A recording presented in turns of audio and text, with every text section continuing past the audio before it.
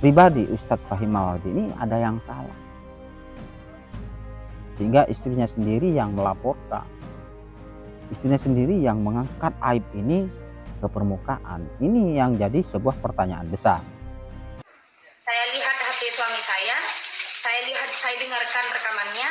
Kok ada rekaman yang gedor-gedor pintu itu, ternyata Syarifah Nabila yang katanya itu mendapati Ustazah Anissa ini berada di dalam kamarnya suami saya, berduaan di kamar suami saya. Dan keluarga kita ada di aliran darah dan detak jantung.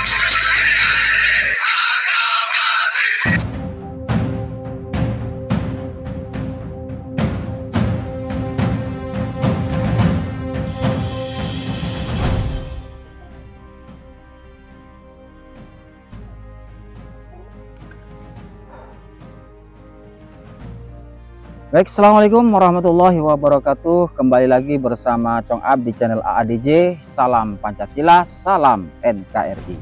Seperti biasa, sebelum ke videonya ya, like, subscribe dulu agar channel ini terus bisa berkembang dan bisa memberikan video-video terbaru buat sahabat sekalian. Akhir-akhir ini, bahkan sampai detik ini, jagat dunia maya diramaikan oleh sebuah kasus pencabulan yang dilakukan oleh seorang oknum yang katanya kiai, ustadz ataupun kiai di Jember, Jawa Timur. Hal itu mencuat karena laporan istrinya sendiri atas pencabulan yang dilakukan kepada siswi, kepada santri putrinya. Dan ini sangat miris sekali kawan, karena ini mencatut nama sebuah pondok pesantren ataupun status seorang kiai. Kalau kita melihat khazanah di pondok pesantren itu ada beberapa unsur. Yang pertama adalah pondok pesantren, bangunan yang bisa menampung beberapa orang dalam konteks belajar ilmu agama. Selain itu juga ada santri, ada sosok pengasuh, ada keluarga, ada pengasuh, ada kiai, ada majelis keluarga, ada pengurus. Ini suatu unsur yang memang ketika dijadikan sebuah sistem maka akan berjalan sebagai mestinya. Kita ketahui bahwa seorang sosok kiai itu kita kenal di masyarakat bahwa seseorang yang mempunyai kredibilitas keilmuan yang mumpuni, mempunyai kualitas keilmuan di dalam hukum-hukum syariat, hukum-hukum agama. Dia sangat berkompeten di dalam hal agama. Seorang kiai itu juga mempunyai perilaku yang menjaga betul dari perbuatan-perbuatan yang tercela oleh agama, yang dilarang oleh syariat. Itu seorang kiai akan menjaga perbuatan-perbuatan tersebut. Sehingga seorang kiai akan mengkonsep semua kegiatan-kegiatannya itu akan terhindar dari perbuatan-perbuatan tersebut. Tidak hanya di situ, karena seorang kiai itu lebih menanamkan pendidikan. Maka seorang kiai tidak hanya akan menanamkan sebuah pendidikan terhadap santri-santrinya, tetapi pendidikan itu akan ditanamkan dalam keluarganya. Kalau kita lihat dari sosok Kiai Fahim Mawardi, ini mencuatnya kasus awalnya atas laporan dari istrinya sendiri. Ini satu menjadi pertanyaan yang sangat besar. Kenapa kok ada kiai dilaporkan oleh istrinya sendiri? Dari sini kita bisa membaca bahwa dalam pribadi Ustadz Fahim Mawardi ini ada yang salah,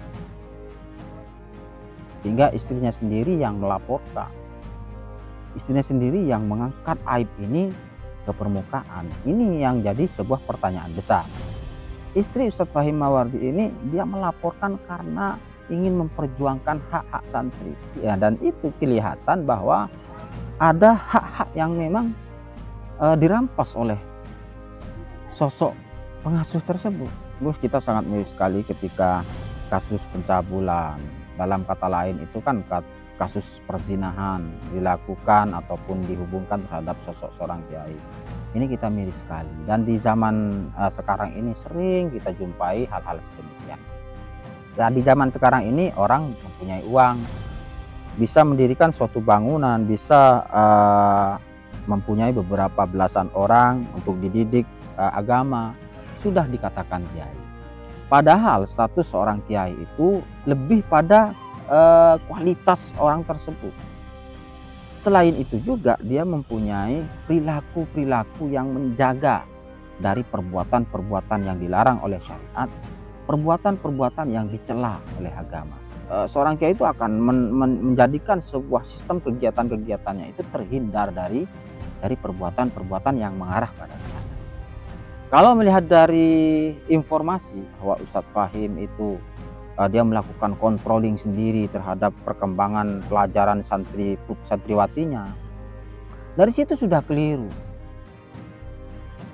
Dari awal dia sudah membangun sebuah fitnah, dan itu tidak pantas dilakukan oleh sosok seorang pengasuh pondok pesantren, seorang kiai langsung berhadapan langsung dengan santri putrinya. Itu sudah keliru. Di mana-mana pondok pesantren besar yang maju, pondok pesantren itu ketika dia mempunyai pendidikan santri putri, dia mengelola pendidikan santri putri, itu dibentuk sistem kepengurusan masing-masing. Kalau bagian putra, beliau asuh secara langsung. Tetapi untuk santri putri, untuk siswi santri putri, dia kelola oleh pengurus. Paling tidak dilakukan oleh para ibu-ibunya, para ustazah. Jadi tidak melakukan kontak langsung dengan santri tersebut. Dari awal sudah keliru.